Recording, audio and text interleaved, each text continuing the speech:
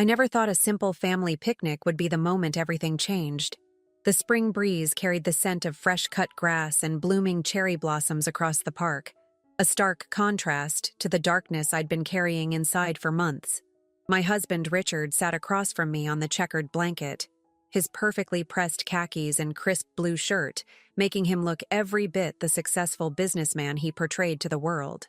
Next to him, his sister Lucy adjusted her designer sunglasses, their matching golden brown hair catching the sunlight. I pretended to be absorbed in arranging the sandwich platter, but my attention was razor-sharp, focused on their whispered conversation. They thought the gentle rustle of leaves would mask their words. They were wrong. "Everything's ready," Richard murmured, leaning closer to Lucy. "I've transferred all the assets to your name. The divorce papers are prepared. Once this is done, we can start our business venture." Lucy's perfectly manicured fingers gripped her wine glass tighter. "Are you sure she doesn't suspect anything?" A small smile played across my lips as I carefully wrapped up the remaining food. If only they knew what I'd discovered 3 months ago when I accidentally opened Richard's misdelivered mail. Detailed plans for their scheme to strip me of everything I'd helped build over our 15-year marriage. The irony wasn't lost on me. Richard had always underestimated me, viewing me as nothing more than the supportive wife who'd given up her career in financial planning to help him build his consulting firm. He never noticed how I'd kept my professional licenses current, maintaining connections with old colleagues who now held significant positions in legal and financial institutions. While they plotted in whispers, my mind drifted to the previous evening, when I'd finished executing my own carefully crafted plan.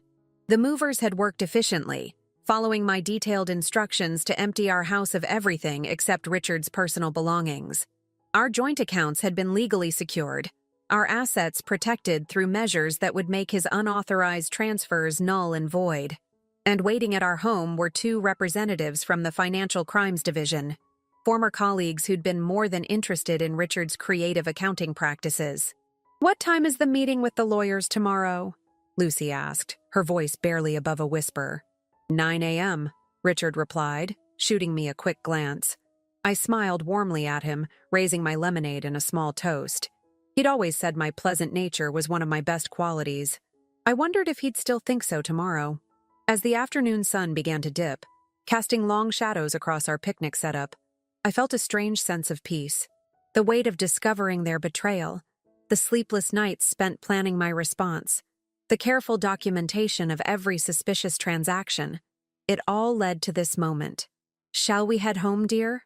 I asked, standing up and brushing off my sundress. "It's getting chilly." Richard nodded, helping Lucy pack up the remaining wine. They shared one last knowing look, probably thinking about how tomorrow would play out according to their plan. The drive home was quiet, with Richard humming along to the radio, his fingers tapping the steering wheel in rhythm. He looked so confident, so sure of himself. As we turned onto our street, I noticed the exact moment Richard's expression changed. Our usually well-lit house was dark, save for the porch light illuminating 2 figures in dark suits standing by the front door. The color drained from his face as he recognized one of them. Zachary Cooper, the head of the Financial Crimes Unit. "Megan," he whispered, using my full name for the first time in years. "What did you do?" I gathered my purse, feeling the weight of the documentation inside. Copies of every fraudulent transaction, every secret meeting, every planned betrayal. "I did exactly what you taught me, Richard," I replied softly. I protected our assets. Standing in our driveway, watching Richard's perfect world crumble around him, I felt neither joy nor sadness. Instead, I felt something I hadn't experienced in years: power. Not the kind that comes from hurting others, but the strength that emerges when you finally stand up for yourself. The scene that followed would be forever etched in my memory. Richard's stammered explanations, Lucy's hasty departure, and the quiet efficiency of the Financial Crimes Unit as they presented their warrants. But what I remember most clearly was the moment I stepped into our empty house, my heels echoing against the hardwood floors, and realized that this wasn't an ending. It was my beginning. The first night in my new apartment felt surreal. I sat on the edge of my bed, surrounded by hastily unpacked boxes, while my phone buzzed incessantly with messages from mutual friends and family members. News travels fast in small circles, and Richard's arrest had already sparked a wildfire of gossip. I turned the phone off, needing space to process the whirlwind of events. My hands trembled slightly as I opened my laptop, accessing the secure folder where I'd stored everything. It had started with that misdelivered envelope, a simple twist of fate that the mailman had mixed up the numbers in our address. Inside were documents detailing an elaborate scheme. Richard and Lucy had been planning to start a competing consulting firm using our company's client list and resources. The divorce was just their way of ensuring I couldn't claim any part of their new venture. But that wasn't what hurt the most. As I dug deeper over those 3 months, I discovered something far more personal. Hidden in Richard's private email account were years of correspondence between him and Lucy, revealing a pattern of manipulation that stretched back to the early days of our marriage. They had been orchestrating my gradual withdrawal from the business, suggesting I focus on being a supportive wife, while they positioned themselves to take everything. "You're too trusting, Megan," Richard used to say, as if it were a character flaw. "That's why I handle the business side of things." I got up and walked to the window, looking out at the city lights. My new apartment was smaller than our house but felt more like home already. Perhaps because every item here was chosen by me, every decision made for my own well-being. The movers had followed my instructions perfectly, transferring everything of sentimental value and practical importance to this space. I'd left Richard with his clothes, his precious golf clubs, and the hollow shell of the life he'd built on lies. A knock at the door startled me from my thoughts. Through the peephole, I saw Lisa, my oldest friend, and the only person who knew my new address. I let her in, grateful for her presence. "I brought wine and Thai food," she said, holding up 2 bags. "And I'm not leaving until you tell me everything." Over pad Thai and red wine, I finally allowed myself to feel the full weight of what had happened. Lisa listened as I explained how I'd discovered their plan, how I'd spent months gathering evidence while maintaining a perfect facade of ignorance. "The hardest part wasn't discovering the betrayal," I confided, twirling noodles around my fork. "It was sitting across the dinner table every night, smiling and playing the role of the unsuspecting wife while knowing what they were planning." "But how did you manage to protect the assets?" Lisa asked, refilling our glasses. "Richard was always so controlling with the finances." I smiled, remembering the look of shock on Richard's face when he realized what I'd done. He forgot who he married. Before I met him, I was a rising star in financial planning. Those skills don't just disappear because you put them aside for a while. Working with my old network, I'd carefully documented every suspicious transaction, every unauthorized transfer attempt. The evidence pointed to years of financial manipulation, with Lucy acting as a willing accomplice. Richard had always insisted on keeping our business dealings in the family, but that very insularity became his downfall. "The investigators found something interesting," I continued, pulling out a folder. "Richard and Lucy weren't just planning to start a competing firm. They were already running one, using our company's resources and client relationships. Every business trip he took in the past year, he was meeting with our clients, preparing them for the switch." Lisa's eyes widened as she looked through the documents. "Megan, this is... How are you so calm about all of this?" I took a deep breath, considering her question. Because for the first time in 15 years, I'm thinking clearly. Every decision I made in our marriage was influenced by Richard's manipulation. He'd make me doubt myself, question my judgment, always with that concerned look on his face like he was protecting me from my own incompetence. Standing up, I walked to a box labeled Photos and pulled out our wedding album.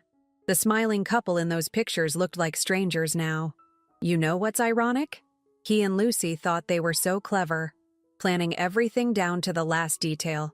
But they never considered that I might be doing the same thing. The night deepened around us as I shared more details. How I'd worked with forensic accountants to trace the money trail. How I'd secured evidence of their planned corporate espionage. How I'd carefully timed everything to prevent them from destroying evidence. As Lisa prepared to leave, she hugged me tightly. "What happens now?" I walked her to the door, feeling both exhausted and strangely energized. Now, I rebuild. Not just the business, but myself. There's a board meeting tomorrow morning, and for the first time I'll be sitting at the head of the table. After she left, I stood in my new living room, surrounded by boxes waiting to be unpacked. Each one represented a piece of my old life, waiting to be reorganized into something new. My phone lay silent on the coffee table, still turned off. Tomorrow, I would face the world and its questions. Tonight, I needed this quiet moment of transition. A text notification lit up my laptop screen, an email from Lucy's husband. My heart stopped for a moment as I opened it, then started racing as I read its contents. It seemed Richard and Lucy's betrayal ran even deeper than I had imagined, and tomorrow's board meeting would be even more interesting than I had planned. Sleep eluded me that night as I read and reread the email from Tom, Lucy's husband. The attached documents revealed a shocking truth. Lucy and Richard hadn't just been planning a business betrayal. They'd been systematically draining company resources for years, hiding their tracks through a series of shell companies. Tom, an accountant himself, had stumbled upon the evidence while preparing their tax returns. "I can't stay silent anymore," his email concluded. "I've gathered everything I could find. There are more people involved, Megan. Be careful tomorrow." Morning came too quickly. I stood before my closet, deliberating over my outfit for the board meeting. Finally, I chose a charcoal gray suit I'd bought years ago, but never had the courage to wear. Richard had always insisted it was too aggressive for my position. The irony wasn't lost on me. The company's offices looked different as I walked through the glass doors at 8:30 a.m. Employees whispered and stared, quickly averting their eyes when I looked their way. My heels clicked against the marble floor as I made my way to the conference room, each step reinforcing my resolve. "Mrs. Walker?" Janet, our head of HR, intercepted me before I reached the boardroom. Her face was pale. "There's something you should know. Mr. Matthews is here." Robert Matthews, our biggest client, and according to Tom's documents, one of the key players in Richard and Lucy's scheme. I felt a flutter of anxiety in my stomach but forced a smile. Perfect timing. The boardroom fell silent as I entered. 12 pairs of eyes watched me take my place at the head of the table. Robert Matthews sat halfway down, his usual confident smirk replaced by something that looked almost like fear. "Good morning," I began, my voice steady. "I'm sure you've all heard various versions of recent events. Today, we'll set the record straight." I opened my laptop and connected it to the projector. "But first, Mr. Matthews, would you like to explain why you've been meeting with my husband and sister-in-law to discuss moving your accounts to their new venture?" The color drained from his face. I don't know what you're talking about." "No?" I pulled up the first document, a series of emails between Matthews, Richard, and Lucy, discussing percentage splits and client transitions. Perhaps these will refresh your memory. "Or should we discuss the offshore accounts you've been using to hide the kickbacks?" Several board members gasped. Matthews started to stand, but I held up my hand. "Sit down, Robert. We're just getting started." For the next 2 hours, I methodically laid out everything. The years of financial manipulation, the secret meetings, the planned corporate espionage. With each revelation, I could see the shock and understanding dawn on the board members' faces. 3 board members in this room were aware of these activities, I continued, watching faces carefully. "You know who you are. You have until the end of the day to resign. After that, the evidence goes to the authorities." The tension in the room was palpable. Matthews had slumped in his chair, defeated. 2 board members wouldn't meet my eyes, while a third kept checking his phone nervously. "Now," I straightened my papers, "let's discuss the company's future. I've prepared a comprehensive restructuring plan that will not only address these issues, but strengthen our position in the market." As I outlined my vision for the company, I could feel the mood in the room shifting. Where there had been shock and scandal, now there was growing interest and even excitement. I presented clear solutions, innovative strategies, and a path forward that would protect both the company and our legitimate clients. "Any questions?" I asked as I concluded my presentation. The room was silent for a moment before Janet spoke up. "I have one. Where do I sign up?" The tension broke as several people chuckled. For the next hour, we had a productive discussion about implementing the new measures. By the time the meeting ended, 3 resignation letters sat on my desk, exactly the board members I'd suspected. As people filed out, Matthews lingered behind. "Megan," he started, his voice lacking its usual arrogance. "We need to talk." "No, Robert, we don't." I gathered my materials calmly. "Your company's involvement in this scheme has been documented and reported to the appropriate authorities. Your new contact will be our legal team." He opened his mouth to argue but thought better of it and left silently. Alone in the boardroom, I finally allowed myself to exhale. My hands were shaking slightly as I checked my phone. 3 missed calls from Richard's lawyer and a text from Tom. "There's more. Can we meet?" I was about to reply when Janet rushed back in, her face ashen. "Megan, you need to see this. Lucy just called an emergency press conference. She's going public with some accusations against you." Looking at the live feed on Janet's phone, I watched as Lucy approached a podium, her face a mask of practiced concern. But she didn't know what I had discovered in the encrypted files Tom had sent just hours before the meeting. Information that would turn her press conference into something very different from what she had planned. I smiled, picking up my phone to make a call. Sometimes the best defense is a surprise attack, and Lucy was about to learn that lesson the hard way. The company's media room was silent, except for the sound of Lucy's voice coming through the television. I sat with Janet and our legal team, watching my sister-in-law's performance. She'd always been good at playing the victim. It was one of the first things I'd noticed about her when Richard introduced us 16 years ago. "I come before you today with a heavy heart," Lucy began, her voice trembling perfectly. She wore a conservative navy dress, her hair pulled back in a modest bun, the picture of professional dignity. "What I'm about to reveal about Megan Walker isn't just about business misconduct. It's about a pattern of manipulation and deceit that has torn our family apart." I felt Janet tense beside me, but I remained calm, my finger hovering over my phone screen. Timing would be everything. "Megan has fabricated evidence against my brother," Lucy continued, her eyes glistening with well-practiced tears. "She's manipulated financial records and coerced employees into making false statements, all because she discovered Richard's plans to divorce her."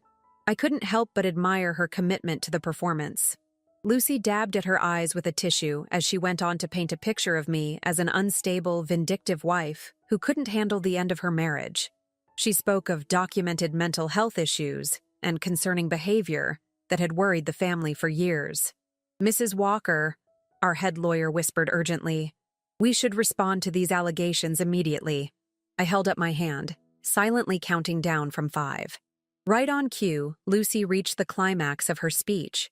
"That's why, with great sadness, I must announce that we'll be filing a lawsuit against Megan Walker for corporate espionage, defamation, and—" "Now," I said quietly, pressing the button on my phone. On the screen behind Lucy, the press conference feed suddenly split, displaying emails, photos, and bank statements. Her voice faltered as she realized what was happening. These weren't just any documents. They were her private communications with Richard going back 5 years, including details of their plan and something even more damaging. "Ms. Harrison," a reporter interrupted, "could you comment on these documents that appear to show you embezzled money from your husband's medical practice to fund this venture with your brother?" The color drained from Lucy's face as she turned to look at the screen. Tom's discovery had been more significant than anyone realized. Lucy hadn't just helped Richard plan our company's downfall. She'd been stealing from her own husband's medical practice to finance it. I don't," Lucy stammered, her carefully constructed facade crumbling. Another reporter stood up. "Is it true that you and Richard Walker have been operating an unlicensed investment scheme through offshore accounts?" The questions came rapid fire now, each one revealing another layer of their deception. Lucy's hands gripped the podium as she looked desperately off stage, probably seeking guidance from her PR team. But they were as blindsided as she was. "Tom sends his regards," I murmured to the screen, thinking of Lucy's husband and his quiet determination to expose the truth. He had lost even more than I had to their scheming. The press conference devolved into chaos as Lucy attempted to regain control. "These documents are clearly fabricated," she tried. but her voice had lost its convincing tremor. "This is exactly the kind of manipulation I was talking about. Actually," a new voice cut through the chaos. Tom stepped up to the podium, placing a hand on his wife's shoulder. Lucy's eyes widened in shock.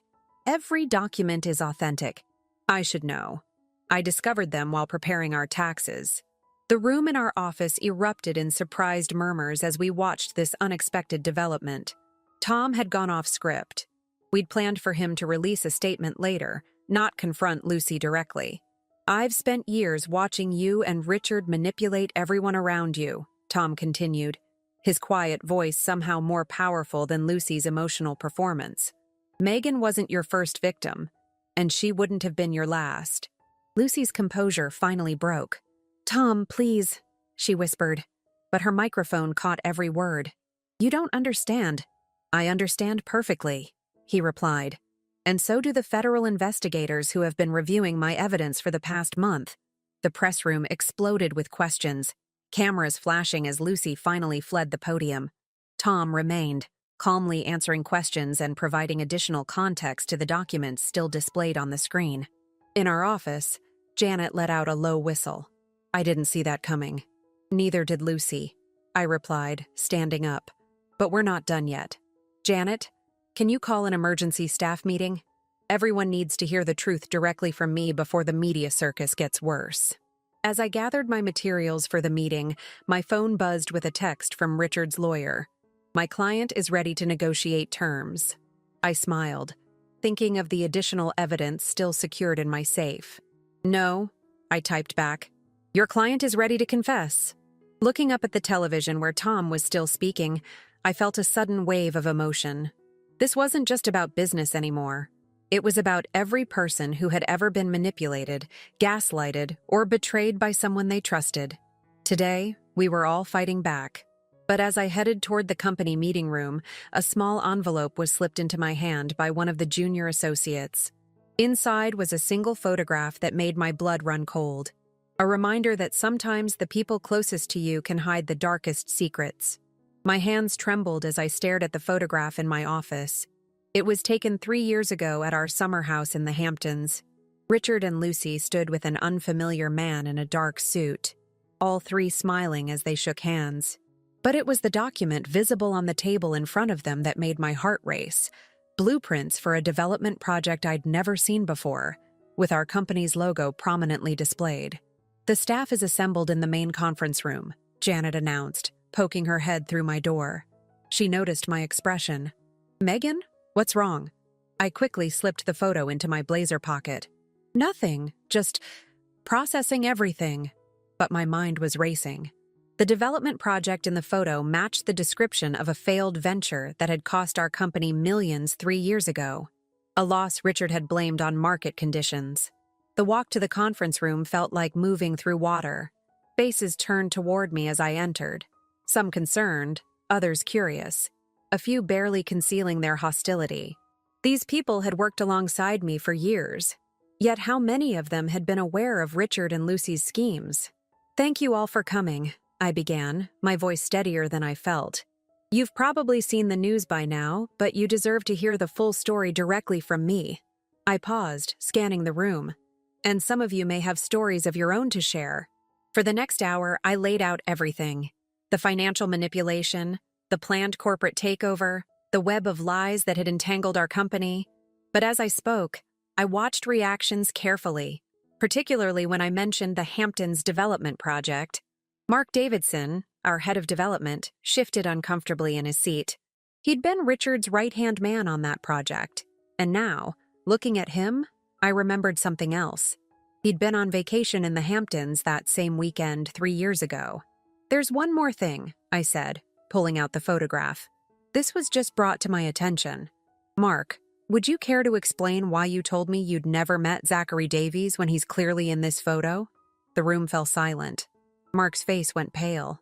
Zachary Davies was the Hong Kong investor whose mysterious withdrawal had supposedly tanked the Hamptons project. I can explain," Mark stuttered. But before he could continue, Lisa from accounting stood up. "I think it's time we all came clean," she said, her voice shaking. "I've kept quiet for too long, but..." She pulled out a USB drive. I have copies of all the real transactions from that project. Richard and Lucy weren't just stealing from the company, they were using it to launder money for Davies' organization. The revelation hit the room like a thunderbolt. Suddenly, other voices joined in.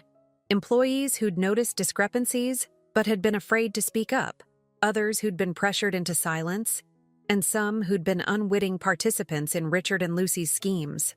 As I listened to each story, pieces of a larger puzzle began falling into place. The Hamptons project hadn't failed. It had succeeded exactly as Richard had planned, generating millions in laundered funds while appearing to be a legitimate business loss. My phone buzzed with a text from Tom. Found something in Lucy's private safe? Meeting in 20? But before I could reply, Janet rushed in, her face ashen. Megan, Richard's been released on bail, and he's here, in the lobby. The room erupted in whispers. Through the glass walls, I could see Richard standing by the reception desk, still wearing his designer suit, though it looked considerably less crisp after his night in jail. Our eyes met across the distance. Should I call security? Janet asked. I stood up, straightening my blazer. No. It's time Richard and I had an honest conversation. I turned to the room. Mark, Lisa, don't leave. We'll need your statements. Everyone else, thank you for your honesty today. We'll be making some significant changes around here, starting now. As I walked toward the lobby, I felt the weight of the photograph in my pocket. Richard thought he was here to negotiate, but he didn't know about Davies, or the laundering, or the evidence Tom had found in Lucy's safe. He didn't know that his carefully constructed house of cards was about to come crashing down in ways he hadn't imagined. But as I approached him, I noticed something in his expression. Not the arrogance I expected, but fear, real fear.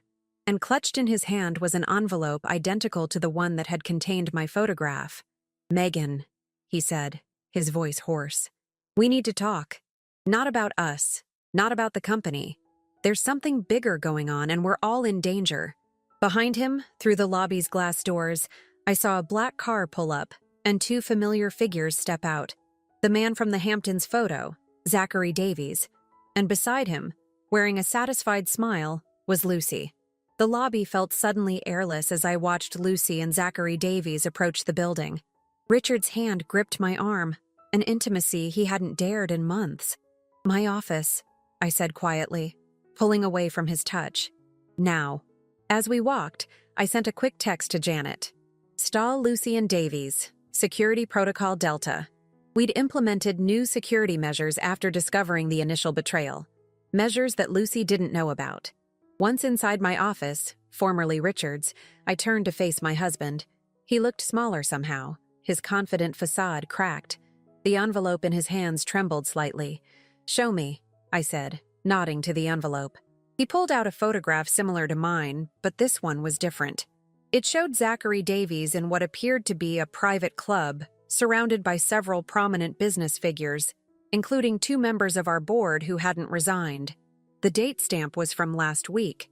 It's not just money laundering, Richard said, his voice barely above a whisper. Chen's organization. They're using legitimate businesses to hide something much bigger. I thought I could handle it, control it for our benefit, but… Our benefit? I interrupted, anger flaring. You destroyed our marriage, betrayed our company, and collaborated with criminals, all for our benefit? I did it to protect you. He exploded, then immediately lowered his voice, glancing nervously at the door. Davies approached me 3 years ago. He had information about your father's debt, about what really happened to his company before he died. He threatened to expose everything. My father's face flashed in my mind. His proud smile the day he handed me my first business textbook. His devastation when his company collapsed. The questions that had always surrounded his sudden heart attack. You're lying, I said, but uncertainty crept into my voice. Check your phone, Richard replied. Tom should have found the proof by now. As if on cue, my phone buzzed. A message from Tom with an attachment. Scanned documents from Lucy's safe. My hands shook as I read them. Loan agreements, threatening letters, surveillance photos of my father in his final days, all connecting back to Davies' organization. Why didn't you tell me? I asked, hating how my voice cracked. Because you would have fought them, Richard said softly. Like you're fighting now. I thought if I could play their game, keep them happy with the laundered money, they'd leave us alone. But Lucy, he trailed off. Lucy saw an opportunity. I finished for him. The pieces were falling into place. She used your attempt to protect me as leverage to get what she really wanted. Control of the company. Richard nodded miserably. She's been working with Davies from the beginning. The divorce, the asset transfers. It was all her idea. She promised Davies complete control of our legitimate business networks if he helped her take you down. A knock at the door made us both jump. Janet entered, her face tense. They're in the main conference room. Lucy's calling an emergency board meeting. She's claiming some sort of emergency shareholder authority. The resignations, I realized. The board members who quit. She's replacing them with Davies's people. I turned to Richard. That's why you came forward. She's cutting you out too. She's cutting everyone out, he replied. Megan, Davies's organization doesn't just want to use our company. They want to replicate what they did to your father's business. They'll strip everything valuable and leave us all implicated in their crimes. My mind raced. In my purse was a small recorder that had captured every word of Richard's confession. In my safe was evidence of years of financial crimes. In my email was a drafted press release about the money laundering investigation. I had all the weapons I needed to bring them down, but using them would mean exposing everything, including my father's connection to Davies. Mrs. Walker. My assistant's voice came through the intercom. Mr. Davies is requesting your presence in the conference room. He says to remind you that time is running out. I looked at Richard, seeing for the first time not the man who had betrayed me, but someone as trapped as I was. What's in the conference room, Richard? What aren't you telling me? His face went completely white. The real reason I married you, he whispered. The secret your father died to protect. Before he could continue, my phone rang. Tom's number. But when I answered, it wasn't Tom's voice I heard. Lucy's laugh came through the speaker, cold and triumphant. Time to face the music, dear sister, she said. By the way, your friend Tom is very interested in the contents of your father's old safe, the one you never knew about. Shall we discuss it all in the conference room? I ended the call, my mind whirling. Richard reached for my hand, but I stepped back. Don't, I said. You've lost the right to protect me, but you can help me fight. His eyes met mine, and for the first time in years, I saw the man I had originally fallen in love with. What's your plan? I pulled out my phone and dialed a number I'd hoped never to use. First, we're going to save Tom. Then we're going to finish what my father started. I straightened my jacket, feeling the weight of the recorder in my pocket. But Richard, when this is over, we're done. Forever. As we walked toward the conference room, I couldn't shake the feeling that behind that door waited not just Lucy and Davies, but answers to questions I'd been afraid to ask for years. Questions about my father, about my marriage, and about the real reason everyone seemed so interested in a safe I'd never known existed. The walk to the conference room felt like entering another dimension.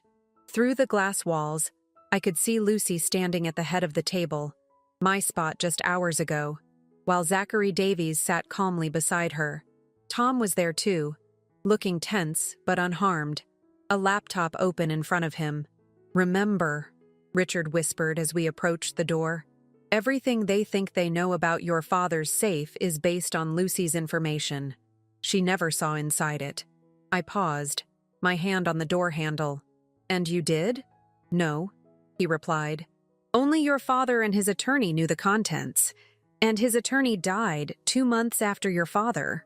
The conference room fell silent as we entered.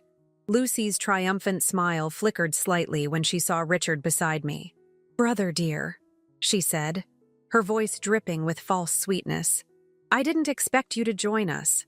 Clearly, Richard replied, taking a seat next to Tom. I remained standing, studying Zachary Davies. In person, he was younger than I'd expected, probably in his early 40s, with an expensive suit and an air of absolute confidence. Mr. Davies, I said, I believe you knew my father. Miss Walker, he replied, his accent slightly British. Please, sit. We have much to discuss about Theodore Walker's legacy. The way he said my father's name made my skin crawl, but I kept my face neutral as I sat down. You mean his debt to your organization? Davies smiled. Is that what Richard told you? That your father was in debt to us? He laughed softly.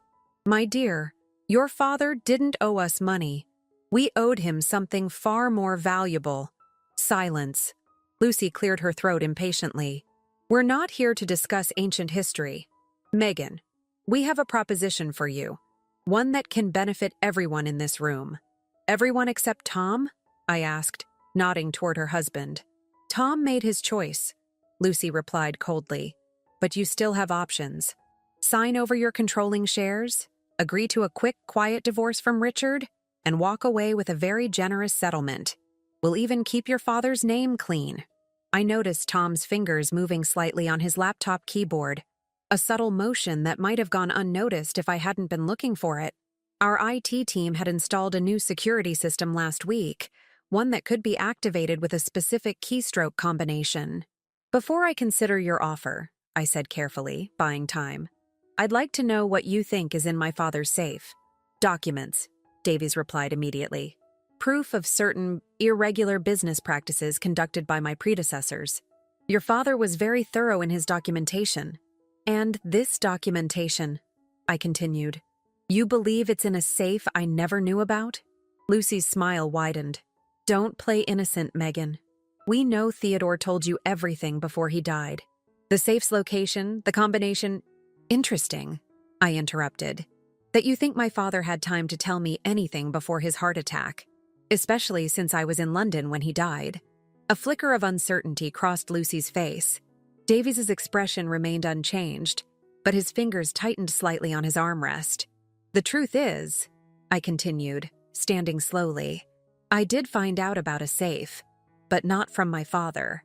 I pulled out my phone and played a recording, Richard's earlier confession about Davies's organization and their threats. What are you doing? Lucy hissed, but Davies raised a hand to silence her. The safe you're so interested in? I went on. I found it 3 months ago, hidden in the false bottom of my father's old desk. The desk Richard insisted we keep in storage all these years. Now it was Richard's turn to look shocked. You found it? But I searched. You searched the obvious places, I said. But you forgot that before I was your wife, before I was a businesswoman, I was Theodore Walker's daughter, and he taught me everything about hidden compartments and secret codes. Tom's fingers moved again on his laptop. Out of the corner of my eye, I saw the conference room's security lights flash green, signal that everything was being recorded and transmitted to our lawyers. The safe contained exactly what you're looking for, Mr. Davies, I said, turning to face him. Every document, every transaction, every piece of evidence about your organization's activities. But those documents aren't in the safe anymore. Chen's calm facade cracked slightly. Where are they? The same place I sent copies of everything else. Richard's confession, the money laundering evidence, Lucy's embezzlement records, and the proof that your organization was behind my father's death. They're all with a very secure, very public dead man's switch. Lucy stood up so quickly her chair toppled backward. You're bluffing. Am I?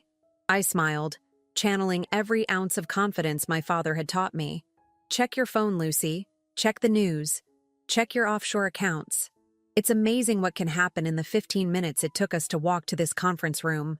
Tom turned his laptop around, showing multiple news websites running breaking stories about international money laundering investigations. Davies's phone began buzzing incessantly. You see, I said, sitting back down calmly. While we've been talking, everything my father worked to expose, everything you tried to hide, everything you threatened and killed for, it's all becoming public. Right now. The conference room doors opened, and Janet entered with 2 familiar faces, the financial crimes investigators who had arrested Richard. But this time, they weren't here for my husband. Mr. Davies, one of them said, we have some questions about your recent banking activities. As Davies and Lucy were led away, I turned to Richard. You tried to protect me by playing their game. My father tried to protect me by gathering evidence. But neither of you realized that I never needed protection. I needed the truth. Tom closed his laptop, looking exhausted but relieved. What happens now? I looked around the conference room, where my father had once sat, where I had built my career, where so many lies had been told and truths hidden. Now, we rebuild, but this time, with complete transparency. Megan, Richard said softly, about us. There is no us, I replied, but without anger. There's only the truth we should have shared years ago. As I watched Lucy and Davies being escorted out of the building, I felt a weight lift from my shoulders. But I also felt something else. A key in my pocket, one I'd found in my father's safe, with a note attached that I hadn't opened yet, because some truths I was learning needed to wait for the right moment. And that moment had finally arrived. The sun was setting by the time I finally returned to my father's old house. After years of keeping it exactly as he'd left it, today felt like the right time for change. The key in my pocket seemed to grow heavier with each step up the familiar porch stairs. Tom had offered to come with me, but this was something I needed to do alone. The events of the day kept replaying in my mind. Davies and Lucy being led away by investigators, Richard's quiet departure from the office, the barrage of calls from press and shareholders that Janet was expertly fielding. Inside, the house smelled of old books and memories. I walked directly to my father's study, where his presence still felt strongest. The note from the safe was worn from being carried in my pocket, but I could feel the crisp edge of another paper inside it, something that had waited years to be read. Settling into his old leather chair, I finally opened it. My dearest Megan, if you're reading this, you've found the safe, which means you've also likely discovered the truth about Davies' organization and their hold over our business community. I'm sorry I couldn't tell you everything before my death, but I needed to protect you until you were ready to protect yourself. The key enclosed isn't just a key to a lock, it's a key to understanding why I pushed you so hard to learn every aspect of business, why I insisted you work from the ground up, why I taught you to look beyond the obvious. There's a safety deposit box at First National, Box 1847. Everything you need to know is there. But more importantly, there's something you need to understand. Richard didn't marry you just because Davies' organization ordered it. He chose you because even then, he saw what I saw, a woman of extraordinary strength and intelligence. His mistake was trying to dim your light instead of letting it shine. I kept evidence of Davies' operations not just to expose them, but to ensure you would have the weapons you needed when the time came. The records in the safety deposit box will help you understand the full scope of their influence, and more importantly, how to dismantle it completely. I'm proud of you, Megan. Not just for what you've uncovered, but for who you've become. Remember, the truth isn't just about exposing lies. It's about choosing what to build in their place. All my love, Dad. My hands shook as I folded the letter. A lifetime of questions suddenly had answers, but they weren't the answers I'd expected. My father hadn't been a victim. He'd been a strategist, playing a long game to protect not just me, but countless others from Davies' corrupt network. My phone buzzed. A text from Janet. Lucy's asking to talk. Says she has information about other members of Davies' network. Should I arrange a meeting? I thought about Lucy, about how her hunger for power had blinded her to the fact that she was just another pawn in Davies' game. Not today, I replied. Let her think about her choices for a while. Standing up, I walked to the window where my father used to stand, looking out over the garden he'd loved. The safety deposit box could wait until morning. Tonight was for understanding the past and planning the future. Another text came through, this time from Tom. Board members are calling. They want to know if you'll stay on as CEO. I smiled, thinking of all the times my father had told me to trust my instincts. The company needed more than just new leadership. It needed complete transformation. And I had inherited not just my father's strength, but his vision for something better. Tell them I have some conditions, I typed back, starting with a full audit and restructuring of all departments. Setting my phone down, I noticed something else in my father's study. A photo I'd never really looked at before. It showed him standing in front of the company building on its opening day. But in the background, barely visible, was a young Zachary Davies with his father. 3 generations of secrets, about to come to light. The final text of the evening came from an unexpected source. Richard, I know it doesn't change anything, but I'm ready to tell the whole truth about everything. No more protection, no more secrets. As I locked up the house, I felt different, lighter, stronger, more certain. Tomorrow, I would open that safety deposit box and face whatever truths it held. Tomorrow, I would begin rebuilding not just a company, but a legacy. But tonight, standing on the porch where I'd spent so many evenings with my father, I finally understood what he'd been preparing me for all along. It was never about the business, or the money, or even justice. It was about having the courage to face the truth, no matter how complex or painful it might be. The key in my pocket no longer felt heavy. It felt like a beginning. The morning sun streamed through the windows of First National Bank as I approached the safety deposit vault. The events of the past few days felt almost surreal. The confrontation, Davies' arrest, Lucy's downfall. Yet here I was, about to uncover the final piece of my father's legacy. The bank manager led me to box 1847, leaving me alone in the private viewing room. My hands were steady as I inserted the key, but my heart raced as I lifted the lid. Inside was a single USB drive and another envelope, thicker than the last. The envelope contained detailed records of Davies' organization's activities spanning 3 decades, including connections to prominent business figures I'd known my entire life. But it was the last document that made me catch my breath. A photograph of my father with Richard's father and Davies' father, all 3 men looking young and determined, standing in front of what would become our company building. My phone buzzed. Janet, with an update about Lucy. She's agreed to cooperate fully with the investigation, says she wants to make things right. Tell her I'll meet with her next week, I replied. After the board meeting. The USB drive contained something even more valuable than evidence. It held my father's personal journals, documenting his journey from discovering the corruption to planning its exposure. The final entry was dated the day before his death. Megan will find this when she's ready. I've watched her grow into a woman of incredible strength and insight. Richard sees it too, though his loyalty to his family's interests blinds him to the right path. I hope one day he'll find the courage to stand beside her rather than in front of her. But regardless of his choice, I know my daughter will fulfill the promise we made 30 years ago, to build something that lasts, something true. A knock at the door interrupted my reading. Richard stood there looking uncertain. The bank manager said I might find you here, he said quietly. I have something you need to see. He handed me a folder containing his signed confession, not just about the recent events, but about everything.